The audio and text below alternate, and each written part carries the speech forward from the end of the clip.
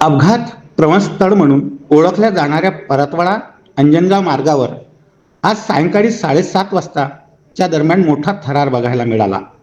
धावत्या कारने अचानक पेट घेतला. कारमध्ये प्रवास करत असलेले शिक्षक आणि शिक्षिका असलेल्या पती पत्नी दाम्पत्याला काही कळलेच नाही. मात्र उपस्थित मार्गावरील सहकाऱ्यांनी अगदी तत्परतेने त्यांना मदत केल्यामुळे मोठा अनर्थ टळला. कार क्रमांक MS 27BE 1648 ही कार अंजनगाववरून परतवाड्यामध्ये येत होती.